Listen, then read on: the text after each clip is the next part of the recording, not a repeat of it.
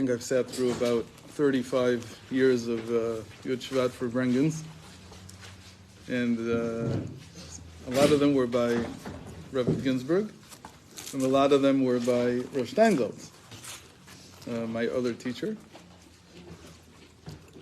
And I can tell you that in different Chabad settings, I've seen that people either talk about the Rebbe most of the time, they talk about Yud Shevat as being the day that the Rebbe received the Nesius. Rosh Steinsaltz would invariably only talk about the Friediger Rebbe. And you can imagine why. I think it has something to do with age, but I'm not sure. I also think it has something to do with his love of history and of the previous generations. And I can tell you that every year we heard exactly the same stories. He would never change the Farbrengen. It was always exactly the same Farbrengen. And the highlight always was this statement that I'd like to share with you, which is that the Friediger Rebbe had 3 periods in his life. And throughout all 3 periods, what was common to them was that he only increased his efforts. And this in spite of the fact that from period to period, he became weaker and more ill, more difficult for him to work. When he came out of Russia, he was very broken. He was, literally, they had broken him physically. And yet, when he came to the United States, he continued his efforts with full force and even with more. And there's one story that I especially like about that period when he first came to the United States, and he was still speaking, he was still able to function relatively normally. And you may even know the details, because it's something here in New York. I don't know which yeshiva it was, but somebody came to him from one of the yeshivas here in New York and told him that they came for a yechidus, basically, and they talked to him. And then they shared their problems with the yeshiva, that the yeshiva was in something like $5,000 of debt, which I guess in 1945 is 6, was like, I don't know, I guess $400,000 or $500,000 of debt today. And they were under the threat of being evicted from their building because they couldn't pay the mortgage and so on. And he only shared this as like telling the Rebbe what troubled him. The Rebbe said something very interesting to him. He said, he thanked him for sharing that piece of information, and he told him, and it was a Misnagdasha yeshiva, that's a very important part of it. And he told him, at the end of the Yechidus, when they were finished, he said, and on a personal note, I want you to know that I'm going to do everything I can to make sure that the yeshiva stays open. And he was very surprised. This guy who came to him, he says, it's a Misnagdash yeshiva, and how's he going to do? And he was even more surprised that he said he's going to do everything he can. And he wondered what he could possibly do. He was only here in the United States for about 4 years by then. And he says that 2 weeks later, they received a manila envelope, very big manila envelope, the old type, and in it were $5 bills and $10 bills covering everything they needed. And there was a note in it that the Friediger Rebbe wrote that as long as I'm the Lubavitcher Rebbe, in a city that I dwell in, they're not going to close a yeshiva. I think that's what it was, but I don't know for sure. And that sort of sums up the heritage that the Rebbe received from the Friediger Rebbe of caring for every single Jew. And he kept saying this about his father-in-law, that what singled him out was that he saw himself as responsible for the entire Jewish people. And that's a very rare thing, because usually people, we all have Avas Yisrael, and we have some solidarity, and we feel for other Jews. But to take responsibility is a completely different story. It's much more difficult. We can hardly take usually responsibility for the people around us. If you have a shul, maybe you can take responsibility for a few more people around you. But to even live that way, to feel that way, even if you don't actually do anything, but even just to feel like that is a very unique and special gift. It demonstrates that the person who has this feeling is what we call neshama klalis. He's a all-inclusive neshama. He's a person who is able to feel the pain and the suffering or the difficulties, or in this case, just the spiritual difficulties of another group that might even be opposed to him. By the way, today I don't think there's any such thing. It doesn't exist anymore.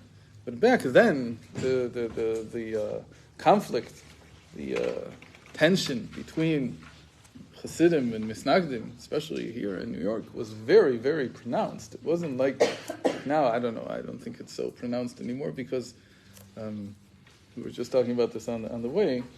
That you probably know more about this than I do. I see it every time I come here, but I see it from afar in Eretz Yisrael.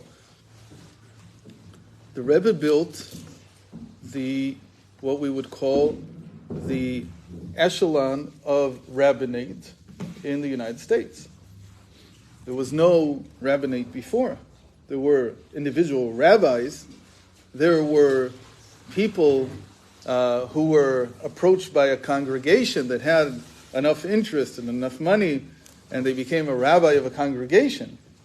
But there wasn't a whole stratum of rabbis to fill the gap that was needed here in the United States.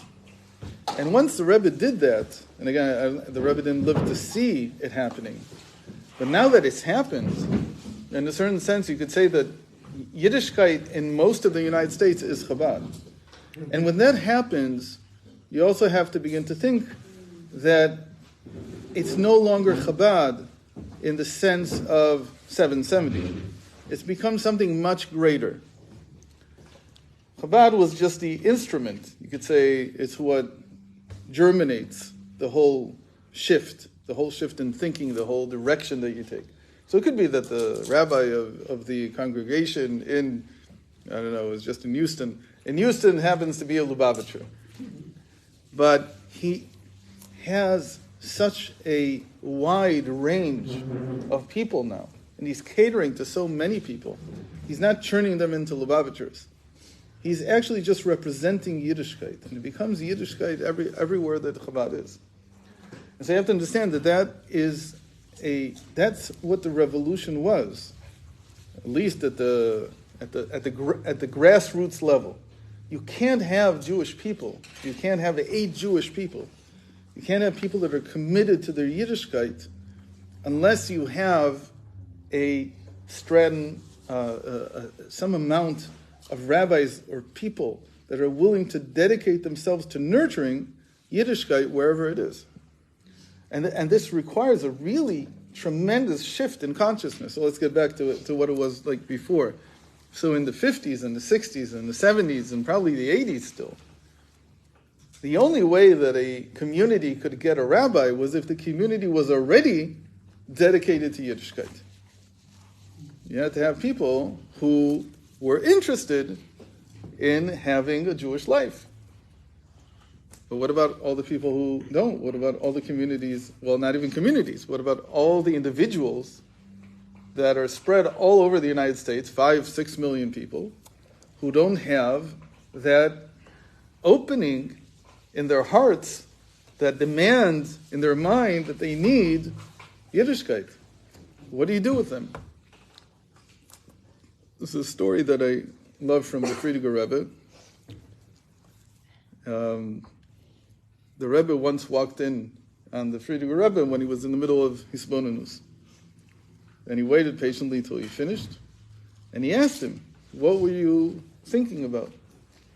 So he said to him, I was thinking that if I had $1 million, so it was still 1945, 5,000 kept the yeshiva open, now he wants $1 million. If I had $1 million, what he said, I would be able to put a avreich, like a young rabbinical student, in every city in the United States. Very interesting thought.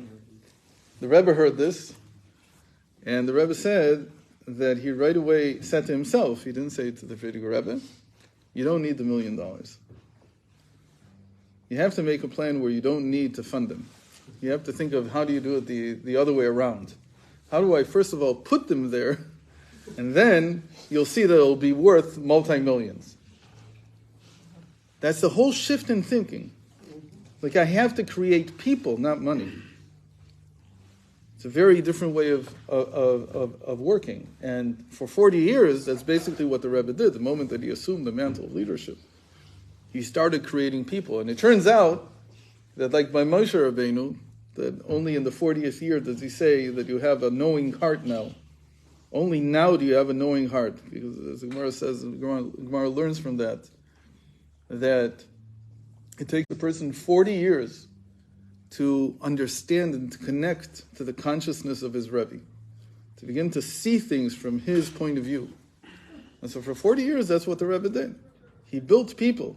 He built people that had the same type of responsibility that the Frierdiker Rebbe had. Again, not everyone is capable of saying, I'm responsible for the entire Jewish people, but even just saying, I'm responsible for the Jews in one suburb of, Philadelphia, let's say.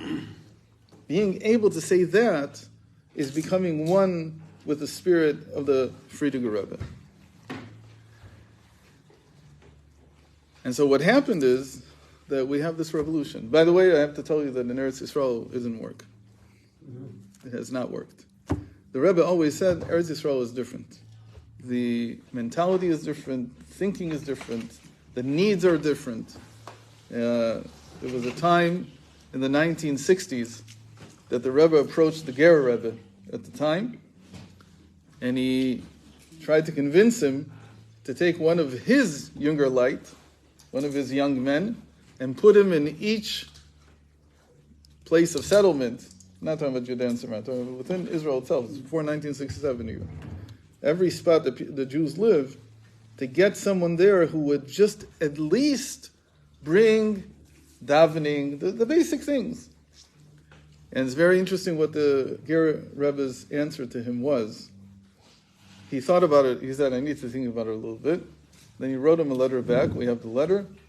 And in the letter he says, I thought about it. I can't send my young men to these places, even if they're married. Why? Because they won't stay frum. I can't. So you have to understand what the Rebbe did here.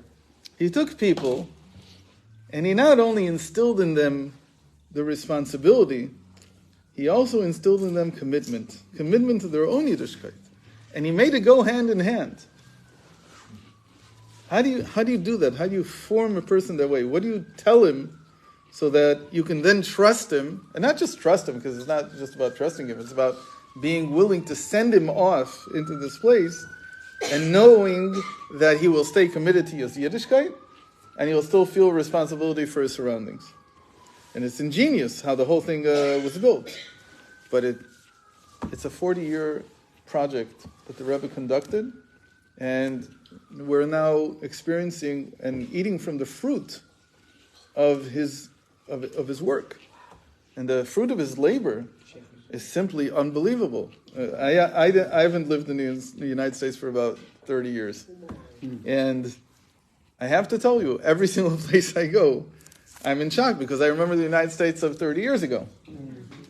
And if you don't know what it was like, it was a barren wilderness. I'm talking about barren. You couldn't count on anything. I met a few months ago an Israeli who lives here, and he is responsible for making sure that there is glad kosher meat in every single Trader Joe's in the United States, which is, I have to tell you, when I heard this, I stayed by his house. I was together with him for a whole Shabbos. I fell in love with the guy. He's a very special man. Actually, before that, he was raising bison in Montana and shechting them kosher. What? No. It's Parente. Ilan Parente. He's a very special man. So after he finished with his bison, he came down from Montana down to Los Angeles. So he goes every 3 months for a month to Argentina or Uruguay, and they shech there. He has a whole team of shochtim from Eretz Yisrael. He brings them over, and they spend a whole month going around and shechting, and then they send all the meat back to a packing plant in Los Angeles. And one of his biggest customers is Trader Joe's. And so you go into any single, they have like 750 locations in the United States. Anywhere that you go, you can get glatt kosher meat. It's OU glatt, and it also has somebody from Muncie. I don't remember who his name is on the hechsher. So it's not exactly Lubavitcher hechsher, but there's almost no reason in the world that a Jew today can't eat kosher meat anywhere that he is in the United States. In the same vein, there's nowhere that he can't go and he can't find a minyan. So these revolutions, we have to think about that they take time, but when they succeed, they transform an entire nation. And they transform our people, because the most important thing that we need to give to everyone else is their identity. Identity has been lost. So this is just an opening to begin to talk about this year's 14th chapter of Basi Lugani. And B'ezrat Hashem, we'll sing a little maybe, and we'll continue to look at the chapter. Thank you. Chaim v'chaim. L'chaim ha'bracha.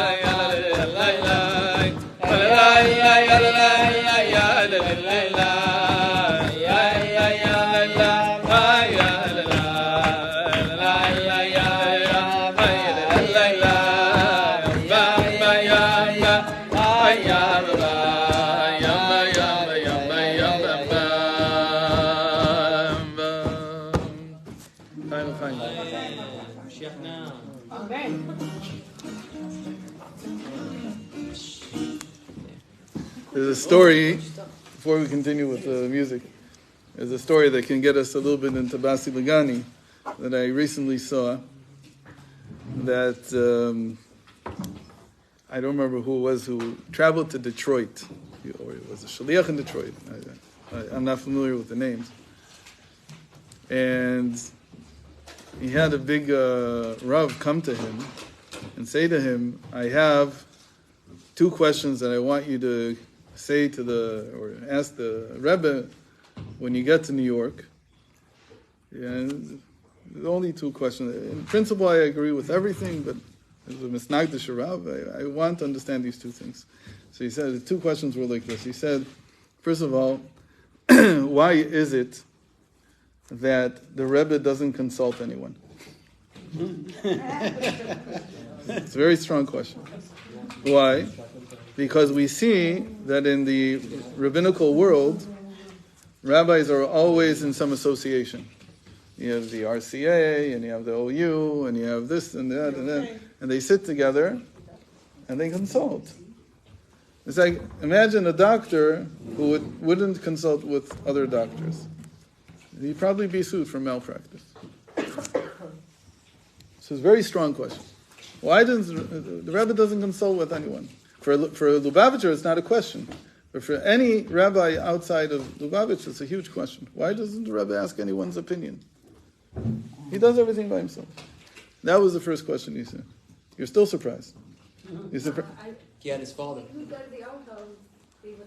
Okay, but it's not an association, right? It's not. You're not sitting with other rabbis. They don't see that he's consulting. Right? What do they see? They see that he's going to the law. You're very right. But we'll see that it's even more powerful than that.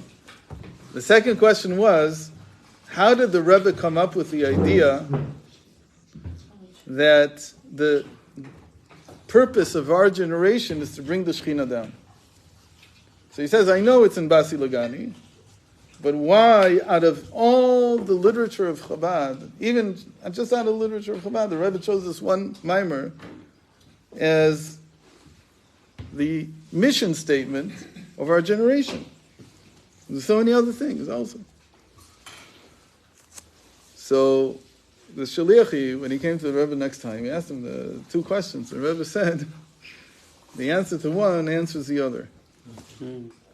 Meaning, he said, that until now I haven't met anyone else who sees Basi Lagani as the mission statement of our generation, who recognizes that this is what we're supposed to do. And so I have no one to consult with. if anybody else would understand, would agree that this is the mission statement, then I would definitely ask other people's opinions. But nobody else sees it the way that I see it. And so this is a very deep statement about, we know that the Rebbe saw Basi Lagani, that was the first mimer that he gave. And over 40 years, he repeated the 20 chapters of Basi Lagani twice. And every year, he would explain one chapter. And he had 2 cycles through it. He finished 2 cycles. There's a principle in earlier Hasidus, especially by the Miller Rebbe, that when you're learning something, you have to go over it 4 times. And it's based on a pasuk in Eov. Won't get into it. Just say that really, to understand, to fully integrate Basi Lagani into a person's mind, it's not 40 years, it's 80 years. So we're now in the 4th cycle. So the Rebbe finished 2 cycles, and he left us with 2 more cycles to do. So we're now in the 14th year of the 4th cycle of Basi Lagani. So it means that this year we understand even better, because it's the 4th cycle, it's the deepest understanding. It's called Gam Chakra. He also studied it or researched it. But Chakira is like the early Hebrew word also used for philosophy. Meaning it's a very in-depth study of it. And so we have to look at this chapter, chapter 14, with all the information that the Rebbe already gave us in his 2 cycles, and what we've gained from the last cycle also, and now we have a 4th time that we're looking at chapter 14. Chapter 14 is, of course, very important. Why is it very important? Because 14 is equal to Chabad. So in a certain sense, the 14th chapter is like the essence of Chabad. So in this 14th chapter that we'll look at in a few minutes, we'll see that the Rebbe he doesn't only repeat what the Friediger Rebbe taught, he also adds from his own. And in fact, he adds, in the beginning when you see what he adds, it's almost shocking. Like, how did you come up with this? Where did you take this from? It's not in the original Basi Lagani at all. It's like a whole new direction. But we see that every Rebbe saw that the previous Rebbe before, the Rebbes before him, set up a structure.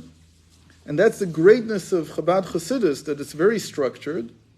And so if you understand the structure, you can also sometimes see that they started part of the structure and they left the rest for you to fill out. Many times in the Tanya, he'll write, the Chesed is this, Vura is this, Tiferes is this, and he says, V'chu. And you have to figure out the others. He's not going to tell you what they are. You figure it out for yourself. Well, you know the structure. You know that after Tiferes comes Netzach and Hod and Yisod and Malchus. And you know what you need to fill out. So you can think about yourself. Whether you kind of come up with what he would have come up, we don't know. But even just the fact that he left it open is an invitation to fill in the structure. So it's very interesting that in the 14th chapter, there's actually a structure that looks filled out. It looks like it's finished, it's complete. But the Rebbe opens it up, he says, no, it's part of a larger structure. And this is something that in Hasidic thought, again, because Chabad is so organized, we'll tell maybe a story later about the Friediger Rebbe's organizational skills. But Chabad is so organized that once you understand the structure, you can see where you're left and given room to complete your own understanding, to bring that in also. So maybe we'll sing a little bit more. So you're saying like to leave room for your own Kiddush? Not just a Kiddush. It's not just to explain it differently. It's like there's a piece missing. It's like you see that the structure is almost complete. Okay, for you to work it out. Yeah, to figure out what this missing piece is. But I'm saying we're going to see that the Chiddush here is that it was a complete structure before the Rebbe touched it. The Rebbe opens it up. We'll talk about what that means, how you can open something up. Okay, l'chaim. They said it was cold in New York, but I'm very hot. No, this place warms up the entire world. So shkoyach on this, the Holy Yid's minion here.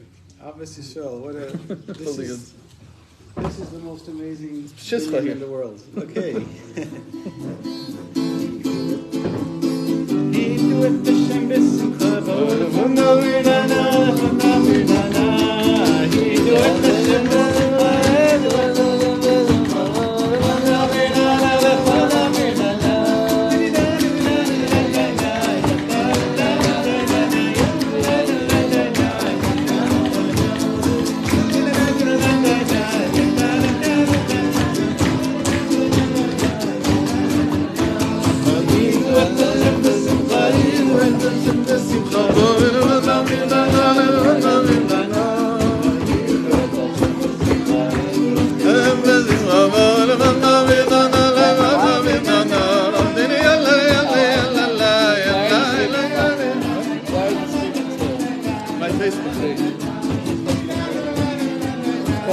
Facebook.com, inspired by Torah. Inspired by Torah.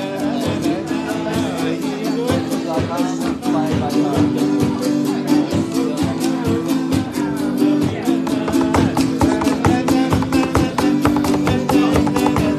You're not American. No, not even. I just want to say I really appreciate what you're saying so far. You haven't even started yet. It's just an introduction. So well, so richly. Appreciate it. Fine. I'm sure you're teaching Torah and Eretz Yisrael. Wow, really inspiring. You have YouTube Torah on YouTube. I got you. It's Moshe Ganut. And you're a follower of Rabbi Yosef Ginsburg? I've been with him for 30 years. Yeah, it's good rabbi in the yeshiva or community? Well, I have a community, but I'm not the rabbi. What do you do? I'm the mashpia there. Yeah? What do you do? Do I do? I teach. I teach and I write. I write this and I read. Right, very nice. Very cool. And you live in Jerusalem? Which city? Which area? Gamos. Gamot. Very nice. So where are you from? I'm from London, England. Oh, you are? Yeah. Very good. So what you said before that American Eretz Yisrael is very different than America. In what way is it? What would you say? Like, the way that Chabad has not been successful. It hasn't done what it did in America. Why? What do you think? Because in Eretz Yisrael you need something else. They're much more resilient to First of all, people are Masorti. very The Baba Sali did more than Chabad. in Eretz Yisrael. Why? Because there's a certain thing that they're used to. When you're traditional, you have to have your traditional davening and including everything has to be your nusach.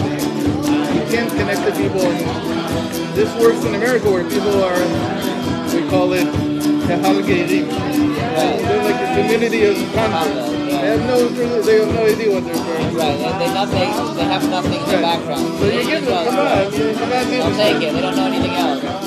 This is what you can't do. They have a lot of background. And the Chabad shluchim are too Chabad. They didn't understand that. They're beginning to happen now, but Well, it's they have to be a little more open to it. not a little bit. A lot more open. But Baruch Hashem, I've now seen Chabad houses where they also daven in not part the Chassidish, Sfaradim, and that they lane like Sfaradim. They're beginning to understand. But they have to adapt. Because the thing is not to make people Chabad. The thing is to make them Jewish.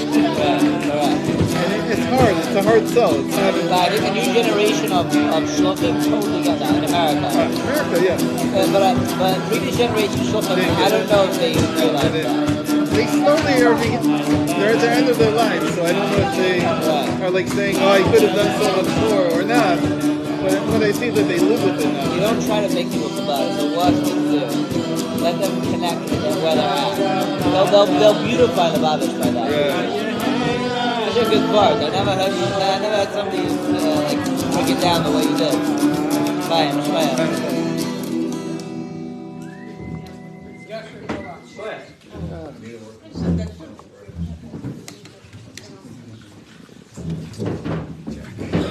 Our best friends. Jack.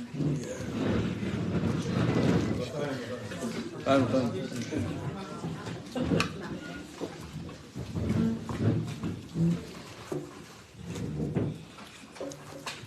So one of the themes of Basi Lagani, maybe the most important theme, is what the Rebbe calls the squandering of the treasures, bizbuza otzorot. That the mashal, the famous mashal, I think everybody knows, is that when a king is fighting a war, and he comes to a certain point in the campaign where it's make it or break, it's either you're either going to win or you're going to lose. So he has to bring out all his treasures and squander them. He knows that he's going to have to throw it all out and hope for the best that this money or these weapons or whatever they are going to be enough to bring about the victory. And of course, the nimshal, the meaning of this parable is that we are the final generations of this phase of human history, which the prophets called the time of Mashiach. And you have to win. You have to do everything possible to win. So Hashem brings out all the big guns, everything he has. But again, it's not just that these are more powerful weapons, as much as that he's willing to risk everything. That's the main idea behind it, the risk that's involved. Because if you don't win, then you've lost everything. You have no way to make it up again. It's like it's finished. Now, of course, Hashem is going to win. There's no, hopefully, question in our minds. But the cost is going to be, it feels like, the cost feels like he's risking everything. And who knows what will happen? We don't know. So, a very important theme in the whole Hemshech and this whole teaching is that when we say that Hashem squanders everything, it means that he's willing to throw himself, his very essence. There's no good word in English for etzim, but hopefully everybody knows what an etzim is. It used to be a word. They threw it out of English. I don't know why. There's a word in Greek, and they used to use it. There's no word for etzim. The thing in and of itself that they got from German. But he gives himself, his very self. And where does he throw himself? Into the lowest parts of reality. And so there's a whole discussion in Basi Lagani, how is it possible that Hashem can descend, Hashem himself, the Etzem himself, can descend into the lowest parts of reality?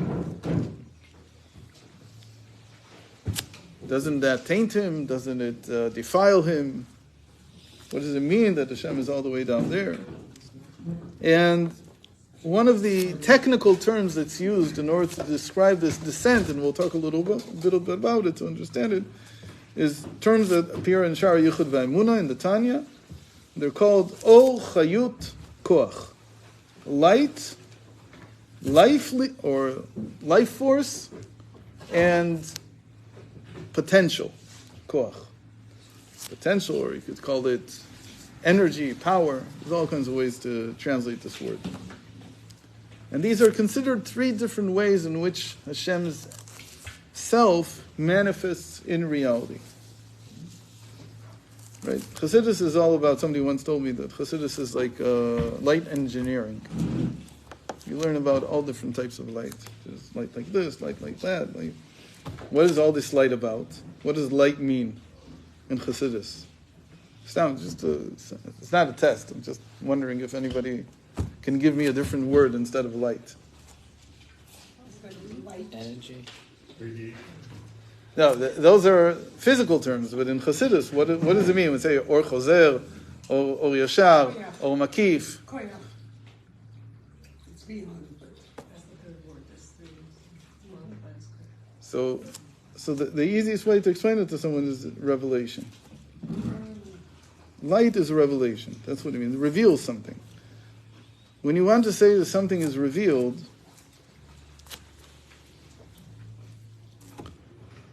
how do you say? Brought to light. What? Yeah, brought to light. It's brought into the light of day. In Hebrew, the word is very important. Why? Because when we want to say an adjective in Hebrew, we say Shem Toar Hashem, or Shem Toar. In fact, all of early philosophy was based on something that we call Torat Te'arim. Te'arim means descriptions of something. The adjectives, or in philosophy they call it predicates. The predicates that describe something. So when I have different forms of light, really what I'm saying is that these are different descriptions, different aspects of revealing godliness in the world. So there's godliness that looks like this, there's godliness like this. Why? Because Hashem has many, many aspects to him. So this light that comes down, meaning this revelation of godliness that comes down, is able to reach even the lowest realms. In this chapter, he tells us a definition. In chapter 14, the Friediger Rebbe gives us a new definition, that this whole descent is called Beli Tachlit. It's an extension of godliness into the world. And how do you say tachlis in English? Purpose. Goal. And when you say Bli Tachlis, what are you saying? There's no goal. There's no purpose. There's no evident purpose for why it is. This is a very tough thing to understand. Again, but this is risky. What are you saying? I'm going to invest myself into a project called the world in this case, and I'm going to invest myself so deeply into it that I'm willing to invest even in places where there's no purpose in the investment. Nothing is going to come out of this investment. That's what it really means to waste or to squander the treasures. Hashem is saying, according to the Friediger Rebbe, Hashem is saying, I'm willing to enter into places in this world where nothing is going to come out. What's an example of Hashem being in something like that? So let's take an example from the Rebbe Rashab. We have a principle that anything you want to understand in Chassidus, you have to give two parables. Two parables. One parable from your psychology, the other one from science. A black hole. A black hole. Why? Because light enters and it's never like reflected or reciprocated. It's just like. Very interesting. Very interesting. So black hole in Hebrew, how do you say a black hole? So people will say chol shachol, but that's not what it is. In Kabbalah, it's called Ma'avar Yabuk. It's the passage that Yaakov went through. And if you learn Hilchos Avelus, not Hilchos Avelus, but the thought behind Avelus, you'll see that every neshama, when it goes back to its source, it has to go through a Ma'avar Yabuk, through a passageway called Yabuk. And this passageway is like a whole change, a whole shift in the way that we see things. There was one time that I guess he wanted to scare me. I'm not sure what he wanted exactly at the time. Maybe he wanted to expand my horizons, whatever it was. So Rav Steinsaltz told me, I saw in the Malbim that he writes that the most difficult thing after a person passes away is going through this passageway, because on the other side of it, you no longer have time and space. Sounds like a black hole. There's no we are used to functioning with time and space. We need these two dimensions. How do you function without time? How do you know what happened and what didn't? Like how do you know what order to put stuff in? Right. The whole purpose of Chabad maybe is to have order. And so you stop being a Lubavitcher when you go back. There's no order there. But it's not just that. There's also no space. How do you even relate to anything when there's no space? These concepts, these dimensions of time and space, they're related to the body. They're not related to the neshama. The neshama doesn't have them. So it's not what I was thinking of, though. But it's a very good example.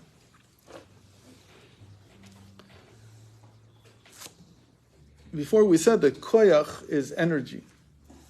So one of the most amazing things that Einstein discovered, so this is our parable from science, is that he has this equation that everybody knows, E equals mc squared. What is he trying to say? He's trying to say that all matter has an incredible amount of energy in it. How much energy? The energy is equal to the mass times the speed of light squared.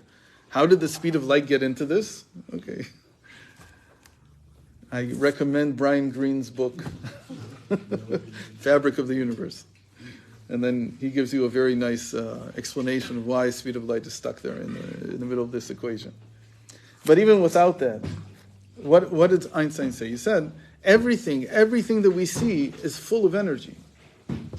There's a little bit amount of mass here, but if I would take it apart, if I could strip the nucleus of the atoms in it, one from the other, the neutrons from the protons, an incredible amount of energy would be unleashed.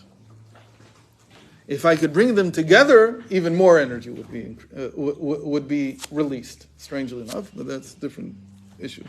But that's basically what an atomic bomb is. An atomic bomb uses the energy that's inside. Now, what is all this energy doing? There's so much energy here in everything. So, what's its purpose? It doesn't seem that there's any purpose. Well, this energy we know what to do with, right? But think about it. We're using the l'chaim and getting, 220 calories per 100 grams? You know how much energy is in this l'chaim? You could run the entire, all of New York for decades and on the energy that's in here. So what's going on? What are we doing with it? That's an example of the infinite being in something, Hashem coming down, and knowing that even though He's here, it can't be used. Nobody's going to use it. There's no purpose at all. Now, psychologically, I don't think I have to give an example. Because we all know that we're wasted potential. Every single one of us. That's what we feel. Every single person in the world, in fact, we usually say that a person doesn't start doing any good until they feel that they're wasted potential. Why? Why don't I start doing anything good until I feel that I'm wasted? Not wasted, like with wasted potential. Because he needs shiftless. A person needs to have a sense of their own lowliness. You can't be a positive force in the world until you don't hold from yourself. If you hold from yourself, you're not a positive force. What you're doing is you're feeding your ego. But the moment you come to terms with the fact that I'm wasted, my potential I've never been able to live up to the great potential that Hashem put in me, only then do you begin to work for the common good. Before that, you're only working for yourself. I just met a man in one of my trips here that he told me about all his problems with his wife, with his that he only has one child, with his parnasa, with his addictions, and everything. And then he said, I didn't know exactly what to tell him because I could tell him a whole spiel about what do you do with these things, but I didn't feel that was good enough. Until he said to me that he quoted, even though he's American, he quoted in perfect Hebrew, meaning that he thought about this, not once, not twice. He read the Gemara that says that if I would be dedicated to Hashem's work, Hashem would provide my parnasa for me without any hardship. And what's the example? Says I don't remember who it is, I believe it's Rabbi Yochanan, he says, Me'olam lo ra'iti shu'al chenvani. I've never seen a fox having to keep shop. They don't have shops. They don't sell anything. They find their food. So why is it that I can't find my food? We don't expect to be eating acorns or anything like that. But it should be that the food would be waiting for me. That's the order of the world. So if a fox needs whatever he needs, Hashem should give me whatever I need. And the Gemara answers, Shekipachti et parnasati. I've squandered, or not squandered, I lost it in some way. How did I lose it? By not acting the way I should. The fox is always a fox. He never tries to act like a raccoon, and he never tries to be a squirrel. He's always a fox. But we try to be something that we're not. And because we try to be something that we're not, that's our ego getting in the way. So the pranasa is very difficult. So that's what he ended with.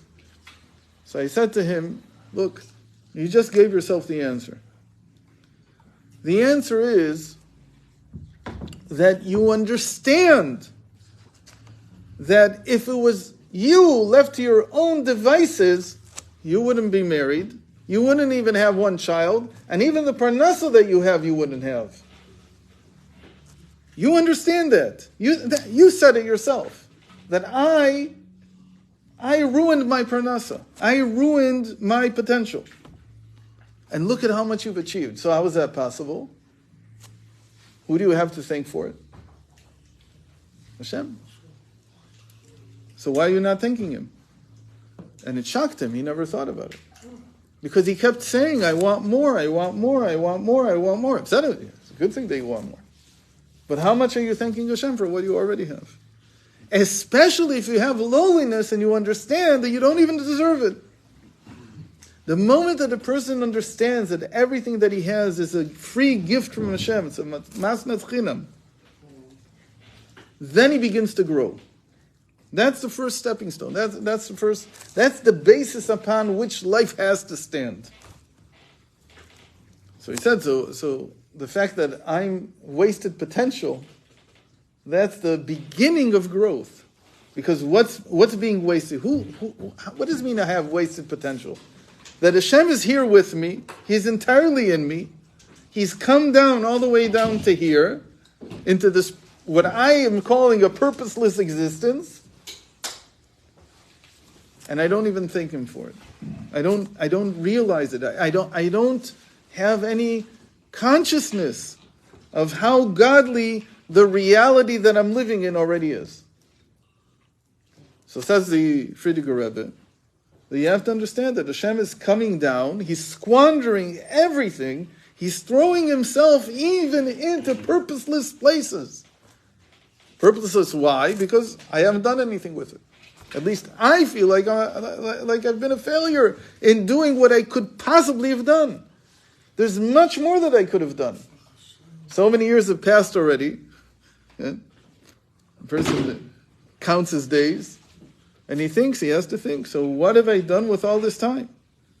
Not in order to feel distress about the past, but in order to understand how much potential is here, how much Hashem is here, and how much I can do. But I have to begin with the feeling that left to my own devices, I'm really doing not very much. That's called lowliness. It's understanding who I really am. Now, as the Friediger Rebbe used to say, that you could summarize the Tanya in one sentence. Don't kid yourself. Don't fool yourself. Don't fool yourself into thinking that you've already achieved everything that you need to achieve. Don't fool yourself to think that you're entirely a divine soul. You have a lot of a nefesh behemoth. What?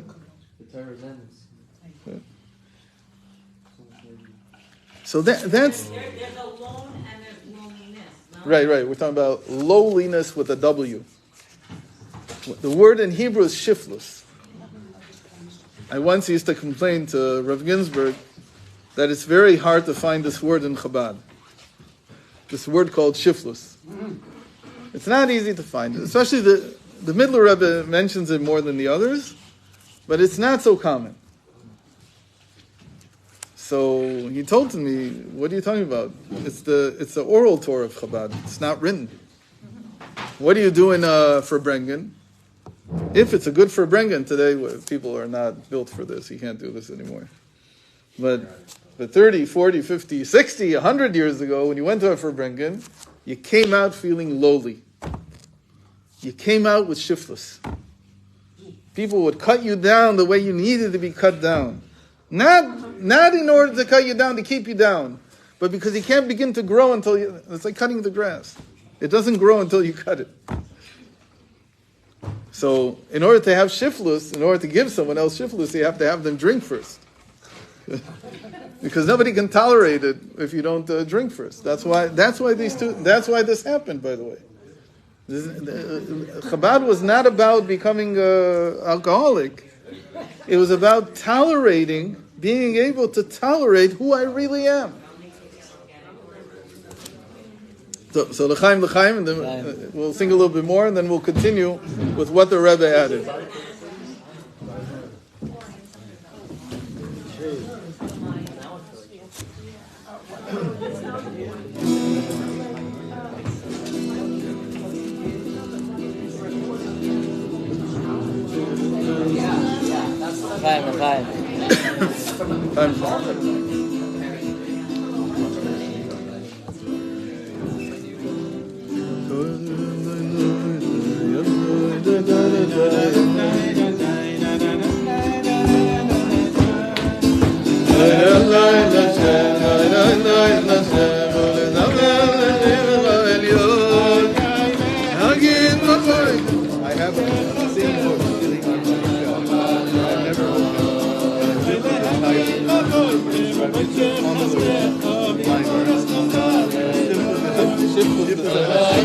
That's so tiny.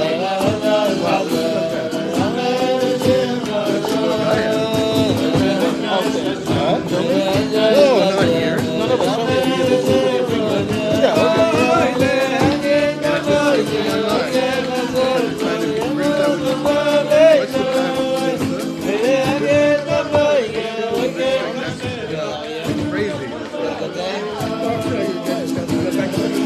where this is all from.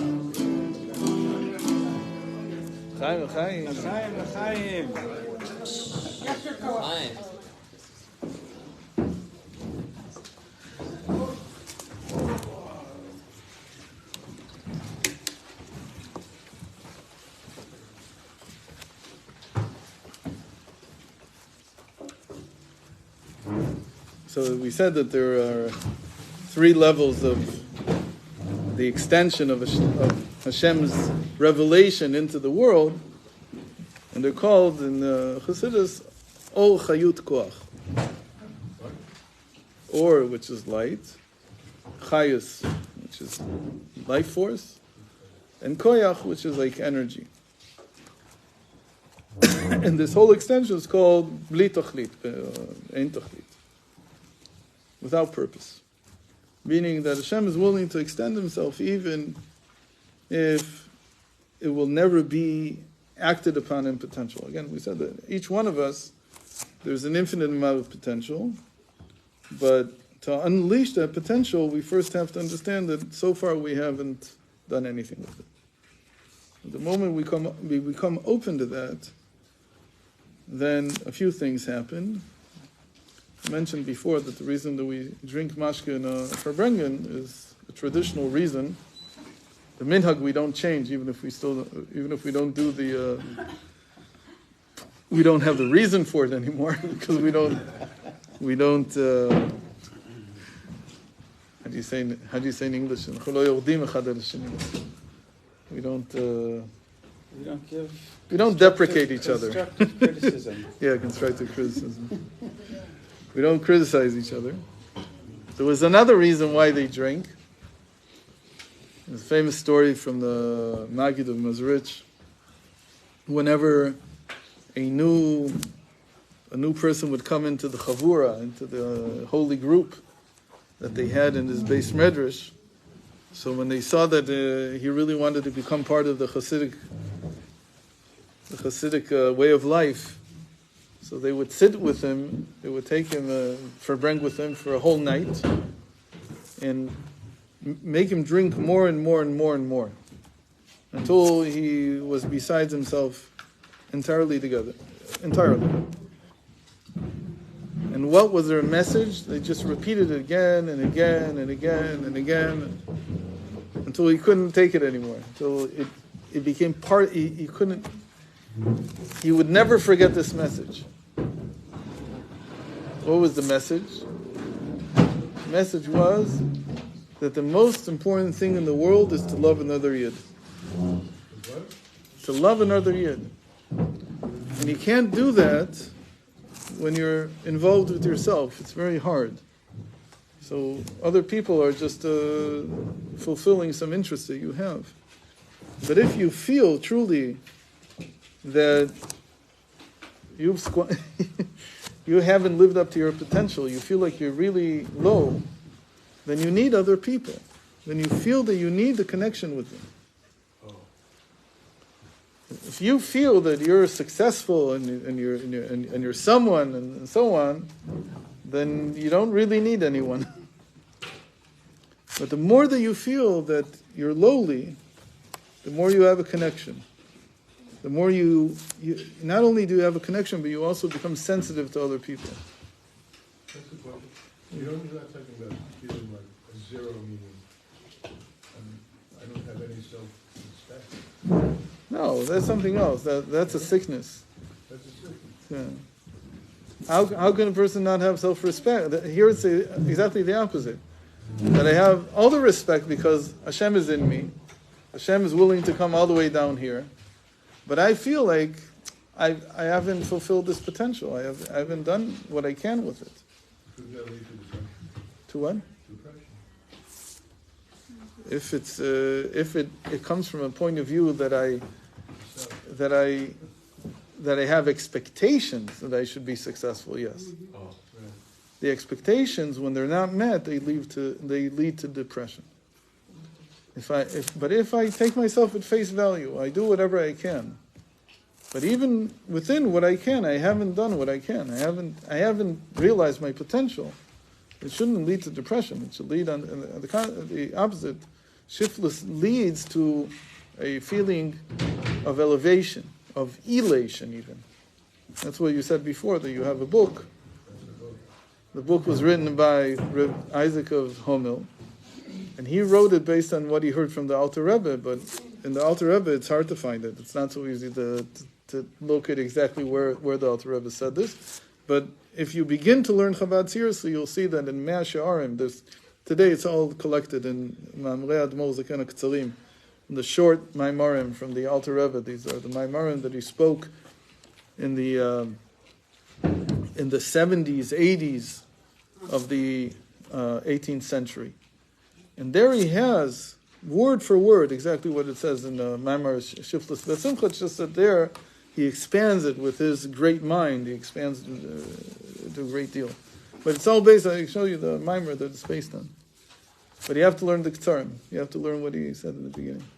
In any case, so they used to also drink for that purpose, because when you want to really integrate something into someone, that's why we drink the 4 cups on the Seder night.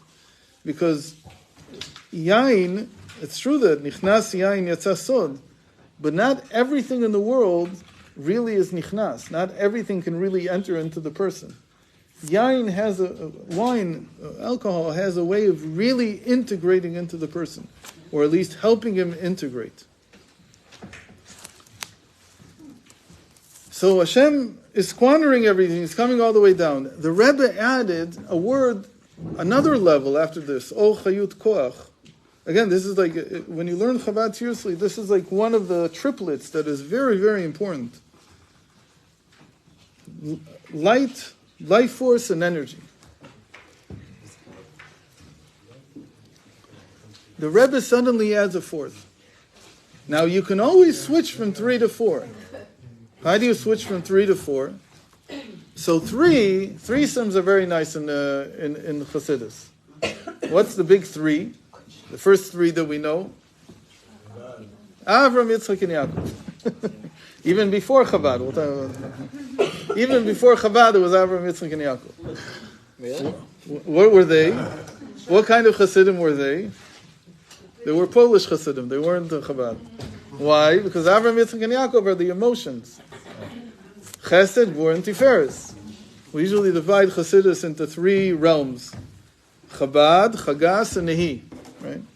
Chabad, we know who's Chabad. Who's Chabad? So everybody will say Lubavitch, but apart from Lubavitch, used to be many Chabad. It wasn't the only Chabad.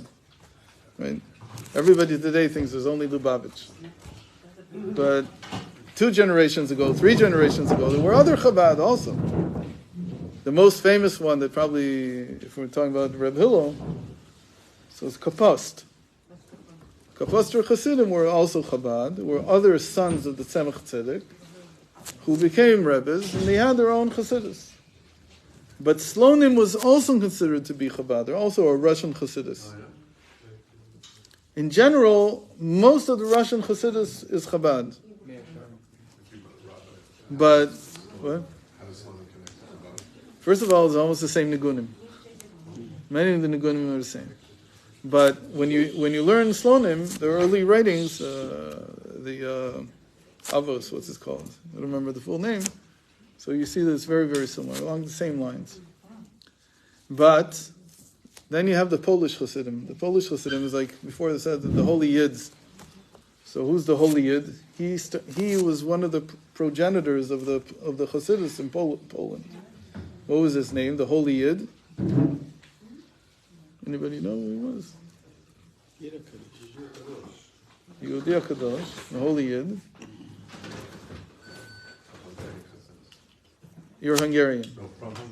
No. This is Polish. This is Polish. So his name was the same as the seer of Lublin, the Choyze of Lublin. There's a whole story about him. That the Choyze, Yaakov Yitzchak of Lublin, Yaakov Yitzchak is a very interesting combination. You usually think Yitzchak Yaakov. It's Yaakov Yitzchak. When he was nearing the twilight of his life, the dusk of his life, so he was praying to Hashem that he should bring him someone who would continue the Chassidus after him. Because the Chassidus was only beginning to grab hold of Poland. It was the very, very beginning. And one day walks in this man whose name is Yaakov Yitzchak, just like him. But it's not the Holy Yid.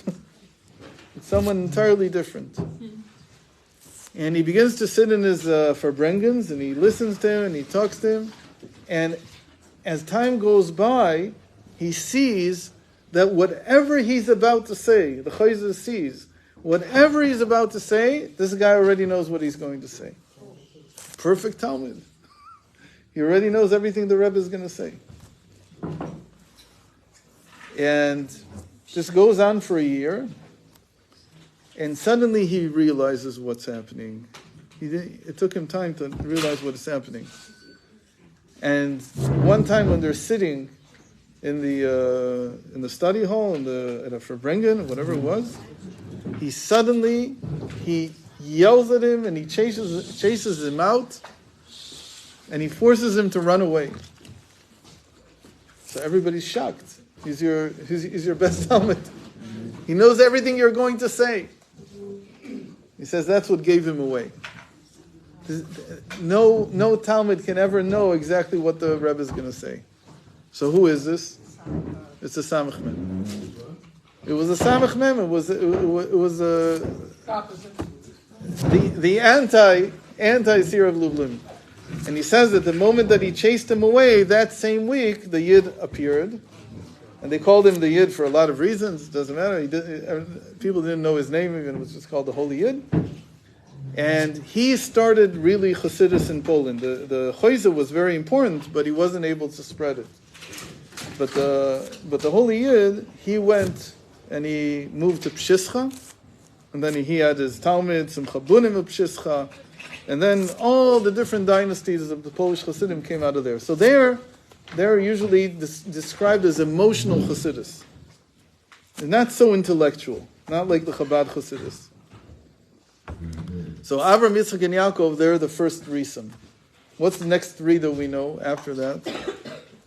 This is open. You can say anything you want. Kohen Levi Yisrael, that's a good one. What else? Moshe, Aaron, and Miriam, right? There's a pasuk that says in Zechariah, he says, I sent 3 redeemers to take you out of Mitzrayim. Moshe, Aaron, and Miriam.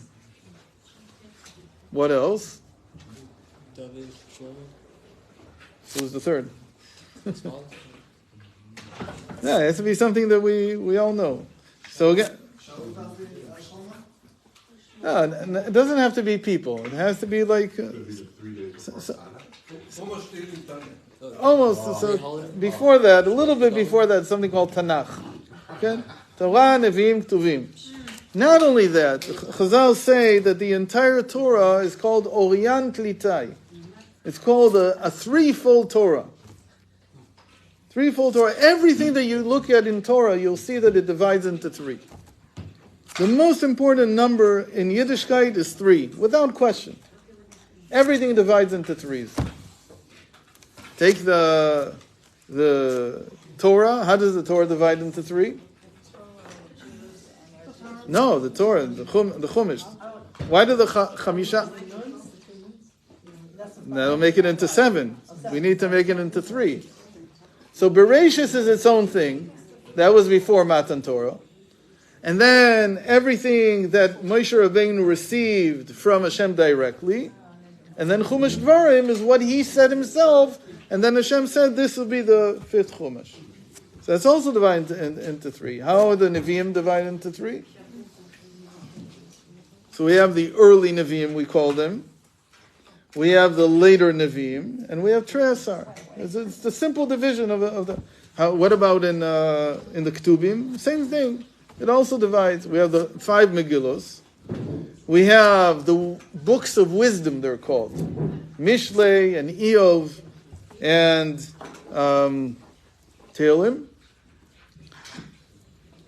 And we also have the histories. Ezra, Daniel, Nehemiah. Really, Nehemiah is just a part of Ezra. And the 2 different... everything divides into 3. So it's very nice. It's all Chayut Koach. Or Chayus and Koach is a threesome by the Baal Shem Tov. The most important threesome was Hachna, Havdalah, Hamtaka. Submission, separation, sweetening. There's no process in the psyche, there's no process in the world that doesn't follow this structure. In our weekly parsha, so we have the Makos. So which part of the Makos? The Makos are the submission. That Hashem makes Mitzrayim submit, Achna. Afterwards, he does separation, Havdalah. When does he do the Havdalah between? Where's the big separations? Well, it's a little bit. Where? Passing over. This all Achna, it's still part of the plagues. But after the plagues, there's a big separation. Splitting the sea. Splitting the sea.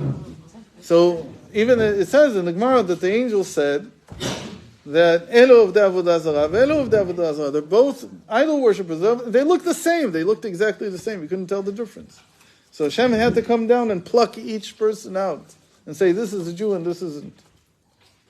And when was the Amtaka? There's only one time in the entire Chumash that this root, Mem Taf Kuf, which is Hamtaka, which is sweetening, appears. When does it happen? In the next week's Parsha, after the splitting of the Red Sea, they go to a place called Mara. And the water there is bitter. And Hashem says to Moshe Rabbeinu, throw a branch into the waters, and they will be sweetened.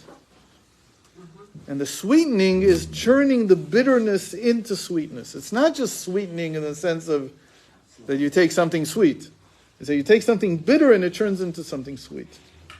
So it's a whole process because the Achna is to conquer the bitterness. First of all, you have to not be controlled by what's bitter in your life. The Rebbe would always explain that the most important part of any kind of healing process is the first stage, which is not to exaggerate with how bitter things are. You have to conquer the bitterness. How do you conquer the bitterness? The best thing to do is to concentrate on the good.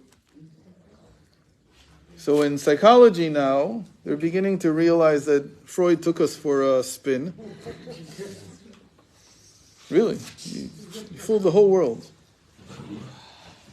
He focused psychology on making everybody sick. and then telling them, I can heal you. What's the right way? You're not sick. What do you mean you're not sick? Normal people are not sick. They're not, even if they have depression, it doesn't mean that they're sick.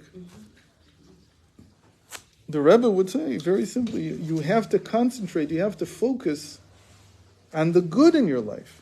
That's what we said before, that if you're truly lowly, then you understand how much good Hashem has given you.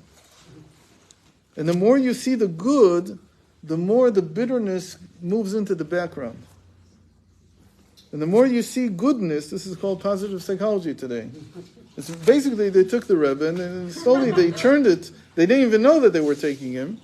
But in the 1990s, they began to talk about this, that the most important thing is to change your outlook. That you need to see things in a positive light. What does it mean to see things in a positive light? You can't take the bitter and turn it into positive. That's the last stage. That's sweetening. But first of all, you have to change your focus. And you have to, first of all, think about the good. And you have to see how many blessings you have. The more you see the blessings, the more things begin to change. The more you see that you're not at all under the influence of the bitterness. It's not really what's controlling your life. It's a conscious shift. You have to make that shift. So there's all kinds of exercises you can do. What's the Rebbe's most favorite exercise? Even before that. Okay, so how would you do it? I didn't think that far ahead. So you're on the right track, though. So the easiest thing is to do a favor for someone else. When you do good for other people, it lifts you up, and it changes your whole outlook of yourself, and you're finally fulfilling your potential. Because what's my potential? To be wealthy? I don't know. Maybe I could, maybe I couldn't. But I can certainly help the person next to me. Everything that I do, I can do for other. What I do for other people is clean success. There's no strings attached. What I do for myself, maybe I'm aggrandizing myself. Maybe I'm this, maybe I'm that. But when I'm doing for someone else, there's nothing except goodness there. So that's how a person begins to change their outlook. In any case, so we have three: the light, the life force, and the energy. And the Rebbe suddenly takes the three and he turns it into four. So four is also very important. The favorite number of the Rambam was 4. He loved 4 more than any other number. And you can see why, because everybody else was afraid of 4. Why were they afraid of 4? Because 4 is a even number, right? In the Gemara, all the even numbers are scary. Called Zugot. The Gemara doesn't like even numbers.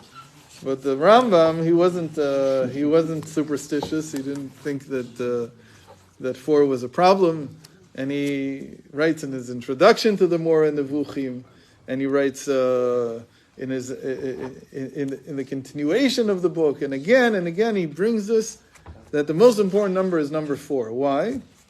Because what has 4? What? Hashem's name.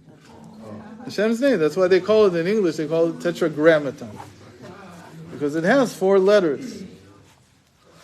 So you can always take a 3 and turn it into a 4. And you haven't lost anything, you've only gained. So what does the Rebbe add? He adds, after light and life force and energy, he adds name, shame. How did the shame suddenly get into this? Like, how do you, what's going on here?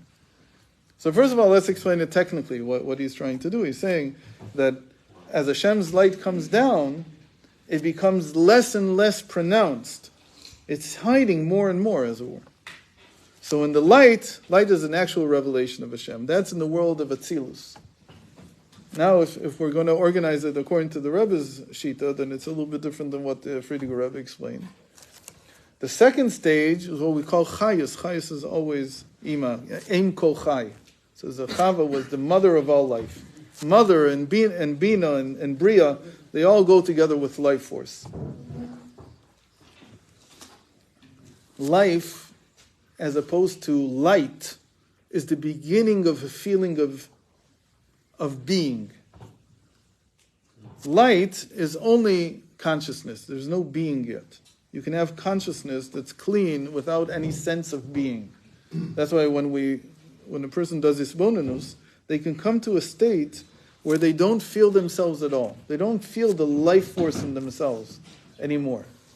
All they feel is the consciousness connecting with what they're meditating on, what they're contemplating.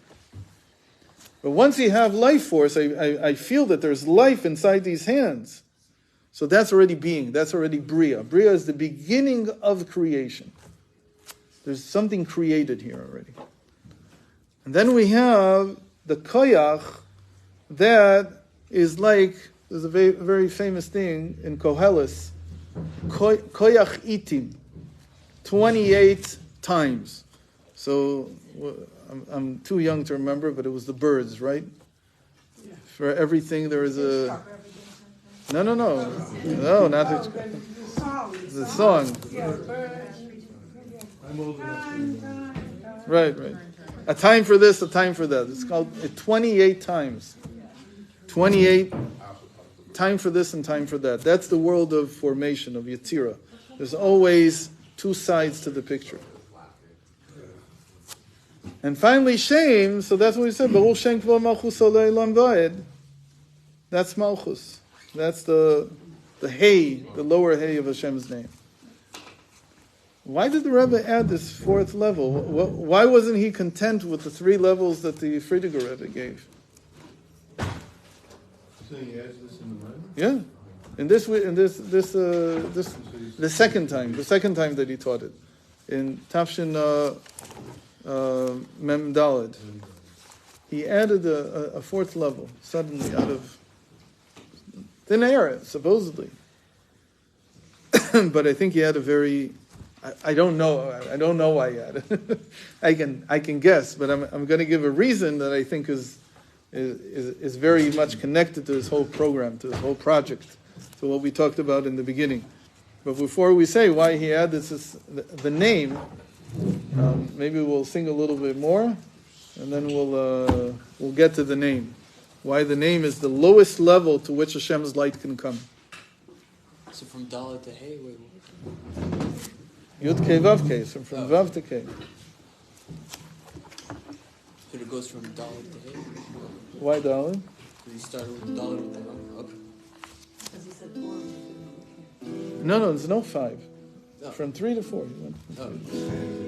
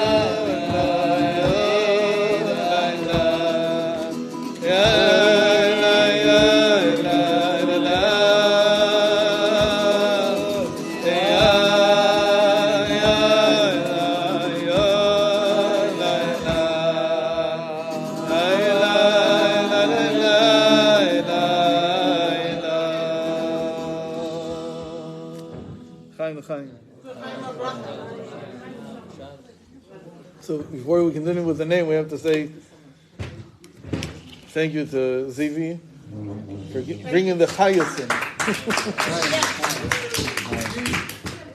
Light. The light we had before, but to feel the chayas, that's where the music comes in.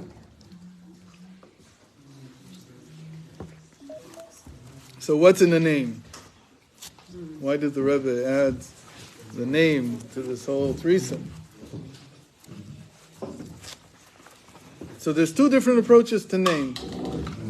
There's one approach, we talked before about the word light. Light means revelation. Yeah, sure. That's not this one, it's the iPhone.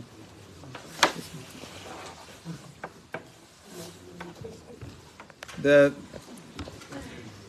Light means revelation. But light is a later usage. And earlier, before Kabbalah, in the Tanakh, the word light is very uncommon. It's a very rare word.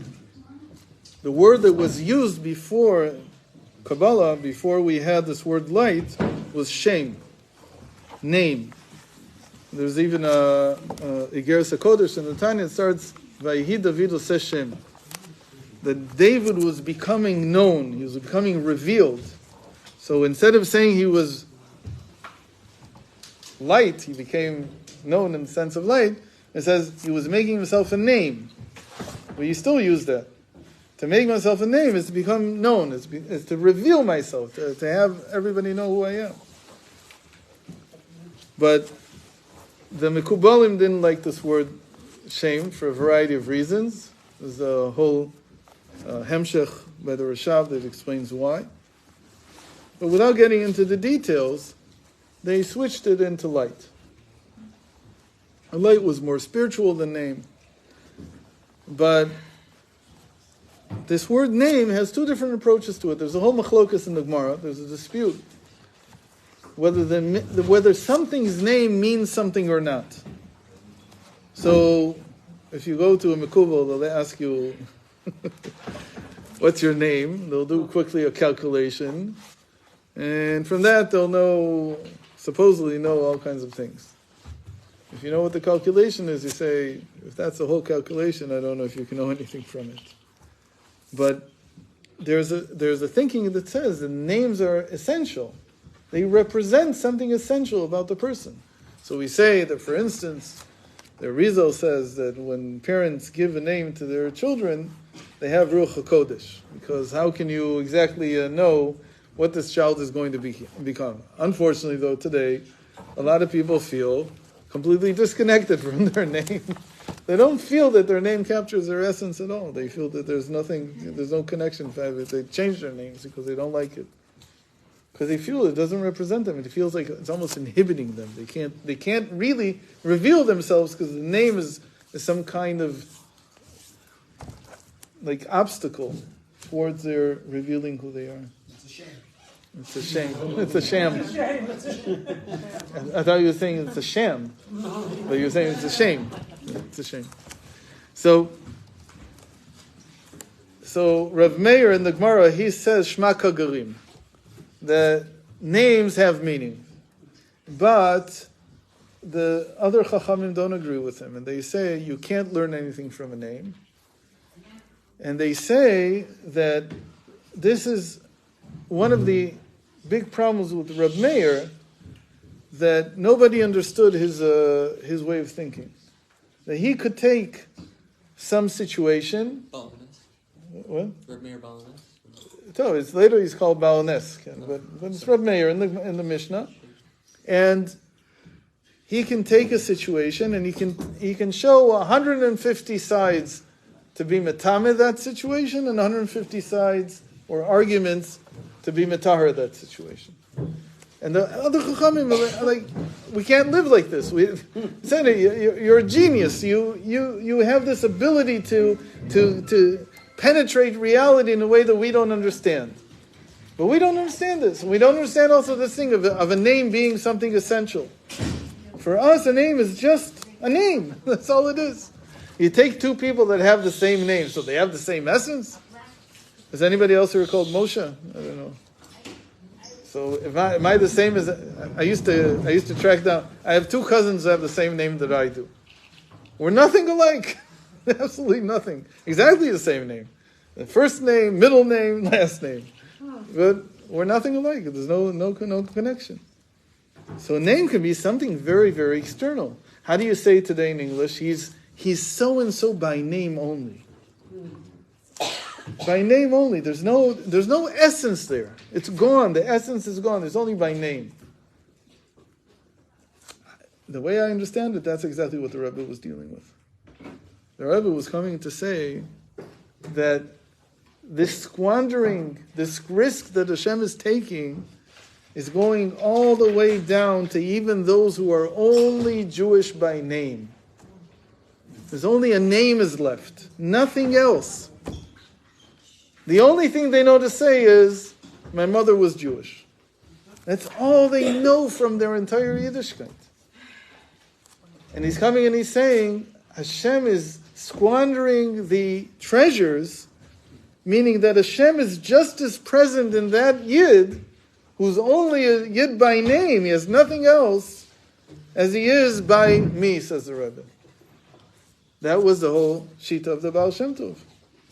And actually the Baal Shem Tov even flipped it on its head, and he said that Hashem is more easily seen in these people that are only Jewish by name. The Pashtus ha'atzmos, he used to say, the simplicity of the etzem, of Hashem's very being, is more apparent in a person who's only Jewish by name than he is in a big Talmud Chacham. Why is that? Because a big Talmud Chacham, he's steeped in all kinds of thought. And all kinds of cheshbonos that he has. And in the end, says the Rebbe Rashab, who was the first one to really develop on this, he says, when it comes to a moment of self-sacrifice, the Talmud Chacham will have all kinds of cheshbonos, and the simple Yid will simply give himself up. And he likens it to what is it easier to put into hot water? Is it easier to put your head or to put your heel? So he says the head is very hard to put in because the head is too much life force in there. He's too far up, so he feels the life force. He can't bear the heat. But the heel, there's almost no life force. In fact, as in the Gemara, the heel is called the Malach HaMavis. Mavis is called that because he's dead. There's no life there. You don't feel anything until you get what do you call it? What's it called? Heel spur. You don't know about it yet. Hold on. You should never know. But it's painful. Then you know you have a heel. But until then, you don't even know you have a heel. Who knows they have a heel? Nobody knows they have a heel. So he says the heel. So it's only by name part of me. I really don't feel it. I don't recognize it. So it has an easy time sacrificing itself. It could go into the hot water. By the way, there's a whole problem with this statement that the Rebbe Rashab writes. This was the first mimer that was very popular from the Rebbe Rashab. It's called Ein HaKadosh Baruch Hu Ba B'Truni Am Briotav, from Taf Reish Mem Dalit. It's exactly how many years ago? I don't know. 140 years ago. Taf Reish Mem Dalit. And there he explains this whole thing, but then there's a very famous thing from the Alter Rebbe that when you take a shower on Erev Shabbos, he himself, he had to take baths towards the end of his life, so he said that his head, he always immersed or had showered on him water that was much, much hotter than the rest of the body. So how does that work together? He just said that, what's the difference? Because he's a Rebbe, he's a Mesiras Nefesh. He says the head, when it has Mesiras Nefesh, it's much, much greater than even the heel. The heel doesn't know what it's doing. This is the Rambam says to you. Yeah, again, the Rambam also says that's where he took it from. So if you turn it around, so actually the head can have much more Mesiras Nefesh than the heel. But before learning Chassidus, before he knows that you have to have Mesiras Nefesh, that there's Mesiras Nefesh is in the head. So then the heel can do a lot more than the head can.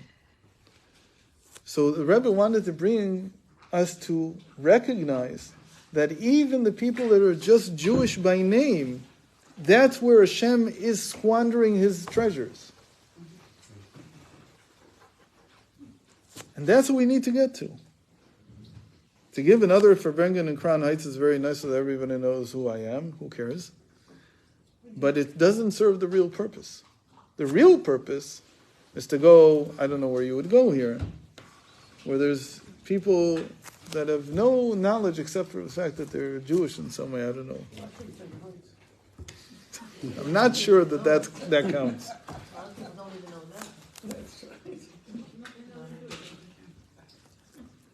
So the Rebbe adds this, So now, what do we need? What do we need to give them? That's Basi Lagani again. That's the Rebbe saying we're going to bring Mashiach. This is the generation, but it has to go all the way down to Shem. It has to go all the way down to people who are only Jewish by name. And again, I'm adding this Jewish by name. He doesn't say these words. But again, thinking, why would he suddenly go to Shem? And Shem, again, is the last level of where Hashem's being itself enters and he's able to squander himself, to throw himself in there. You think about it, this didn't really exist 300 years ago. There was no such thing as just a person who was Jewish by name. Everyone knew something. Isn't that like the main reason why the Jews were taken out of Egypt? Because Right. So I was getting to that. Wow. Right, we're thinking alike.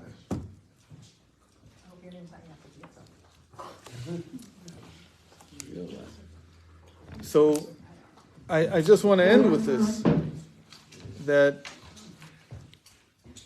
how do you deal with someone who's only Jewish by name? What do you do with them? How do you awaken everything else? So the Rebbe has a formula for it. And he taught us the formula again and again and again in different ways. Always the same formula, the same.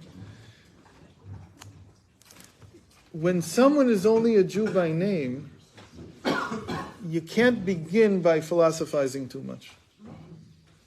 Going through the head, that's exactly the idea, that he's the heel. So if you try to approach his head, maybe he'll like it, maybe he won't. The heel is the leg, though, right? Yeah, it's the lowest part. The heel. Right? Yaakov's the heel. Yaakov's also the heel. So I'm saying the Jews by name, that there's no knowledge of what it means to be a Jew. It's just like my heel. My heel is part of my body, but it's only by name part of my body. I don't think about it. So the Rebbe said, what you need to do is to bring them a mitzvah. To bring a mitzvah. A mitzvah is different than all the different thoughts that we can have. It's exactly the same thing, that Hashem is enclothing himself in something physical. The very being of Hashem is now in something physical. Why do you need that? Because it says, this was, I believe it was yesterday's Torah reading, the Aliyah from yesterday, the fourth Aliyah. Rashi asks, why did Moshe Rabbeinu have to bring these mitzvos before they came out of Mitzrayim and went to Har Sinai? Theoretically, all the mitzvahs should have been given in Har Sinai. Why suddenly give them before? And he asks a more complex question without getting into it. And then he says, because when Yechezkel will 800 years later describe the Yetzias Mitzrayim, he's going to say that Hashem said, it's time for me now to fulfill my vow, my oath that I gave Avram, that I would take his children out of their exile. And I came down to look at them, and it is the time of love, he says, Et Dodim. It's a time of love. But at the same time, we say this at the Seder, he looks at us and he sees that we're naked. Ve'at erom ve'eriah. You're naked. Naked from what? Naked from mitzvos. And this is, I think, a very, very important thing to realize about our people. The Rebbe kept saying that unlike Yetzias Mitzrayim, when many didn't come out, we have different opinions about how many didn't come out. It doesn't really matter. But many people were not redeemed from Mitzrayim. We stayed there in one capacity or another. The Rebbe kept saying that this Galus, everybody will come out. There won't be a single Jew left behind. And explicitly, Yechezkel says this, Rashi quotes it, it's everywhere. And it's apparently the logic behind why Moshe Rabbeinu gave these two mitzvos of Bris Milah and Korban Pesach before they went out of Egypt, so that they weren't naked. What does it mean to be naked? Mitzvos, we know in Tanya, are levushim. There are garments that we wear. Now, I don't know about you. I don't know if somebody put tefillin on in the morning or not. I have no way to see it. But it follows from a lot of Hasidic writings that when the Mashiach comes, we will see this. We will see the mitzvahs that a person has done. The Or Makif, what we call the Soiviv, will be revealed. That's what the essence of the Geula is. Imagine what really changes things in the world when you see things in a different light. So imagine that everybody would see that when you do a mitzvah, you're clothed. Not in these clothing, not this. But like I guess you would call it like an aura. I don't know exactly what, but you would see it. A type of light around the person, you'd see it. And if you don't have mitzvos, you would look naked.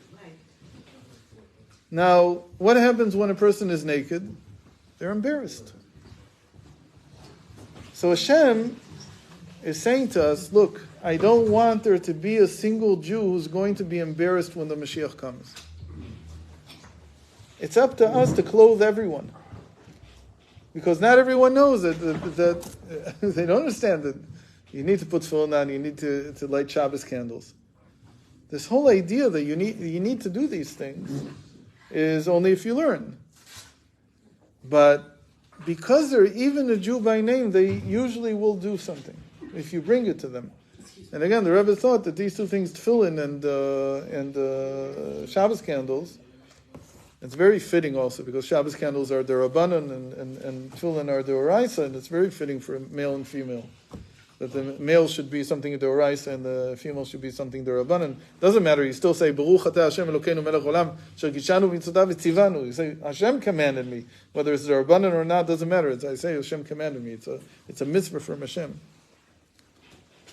So we don't want anyone to be embarrassed, even those who are only Jewish by name. So what do they need? They need a name. What name do they need? A name is also a covering. They need a covering like some mitzvah. Some mitzvah that they'll do. And it could be that this is what's holding the Mashiach up. Like back then they had Moshe Rabbeinu to give them a mitzvah, and everybody did it, but apparently not everyone, because not everyone came out. But the Rebbe keeps saying that no Jew will be left behind. I don't know if he was giving a prophecy or if he was trying to convince us that we should act in this way. I don't know what was going through his mind. But I know that he wanted us at least to strive so that everyone will be able to be clothed when the Mashiach comes. So why didn't they strive?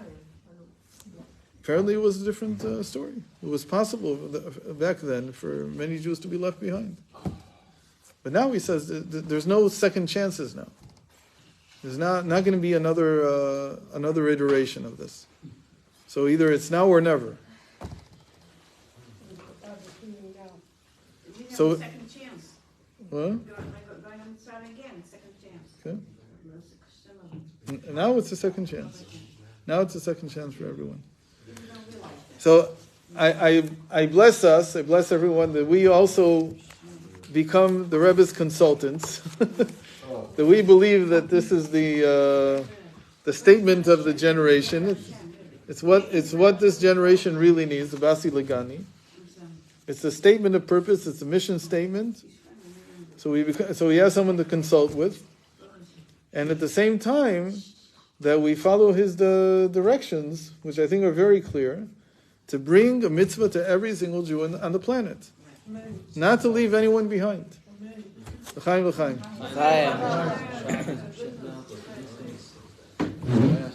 There's a better way of doing mitzvah. I mean, like, What? it works well. There's time, like, I give out candles sometimes. Settle. So that's exactly what I said. The Rebbe is looking for consultants. If you have a better way, you would listen. I try. Rav Steinsaltz once told me that the whole mitzvah of Shabbos candles, he came to the Rebbe 7 months before the Rebbe came out with it. Before the Rebbe pronounced the mitzvah of Neshek, he didn't also think of it. He says 7 months before that, he talked to the Rebbe about it. He had this idea. He said the Rebbe liked it, but he didn't say anything for... So he consulted with him because he also felt it was about this. Beautiful.